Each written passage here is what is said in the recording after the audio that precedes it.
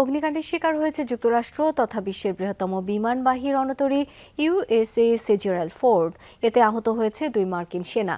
তবে কোনো ধরনের হামলার ফলে লাগেনি এই আগুন, জানিয়েছে ওয়াশিংটন। তাদের দাবি, ক্যারিয়ারের লন্ড্রি স্পেস থেকেই আগুনের সূত্রপাত।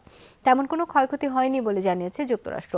লোহিত সাগরে অভিযান চালিয়ে যাচ্ছে রণতরীটি। স্বাস্থ্যকর অল টাইম কেক, সব সময় all time healthy life. USS Gerald Ford যুক্তরাষ্ট্রের সবচেয়ে বড় এবং শক্তিশালী রণতরী। বর্তমানে ইরানে চলমান যৌথ অভিযানে নিয়োজিত বিশ্বের বৃহত্তম এই রণতরী।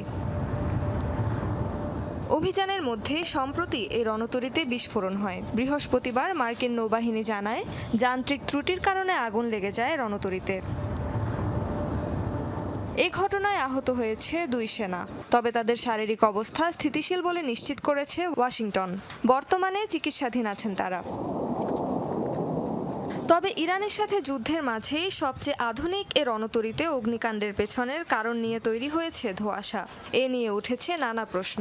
ইরানের ছোড়া মিসাইলের আঘাতে রণতরীতে বিস্ফোরণ হয়েছে, এমন তথ্য ছড়িয়ে পড়ে সামাজিক মাধ্যমে। তবে যুক্তরাষ্ট্র জানিয়েছে, যুদ্ধজনিত বা হামলার কোনো কারণে এই আগুন লাগেনি। দাবি, নৌযানটির প্রধান লন্ড্রি স্পেস থেকেই আগুনের সূত্রপাত। তবে রণতরীর উল্লেখযোগ্য কোনো ক্ষতি হয়নি, পুরোপুরি কার্যকর রয়েছে এটি। বর্তমানে লোহিত সাগরে অভিযান চালাচ্ছে জেরাল্ড ফোর্ড। এর আগে গেল সপ্তাহে জানানো হয়, ভূমধ্য সাগর থেকে ইরানের বিরুদ্ধে 24 ঘন্টা কার্যক্রম চালিয়ে যাচ্ছে রণতরীটি। মার্কিন নৌবাহিনীর 11টি রণতরীর মধ্যে সবচেয়ে শক্তিশালী ও আধুনিক হিসেবে বিবেচিত ইউএসএস জেরাল্ড ফোর্ড, যা বহন করতে পারে প্রায় 1 লাখ টনের যুদ্ধাস্ত্র।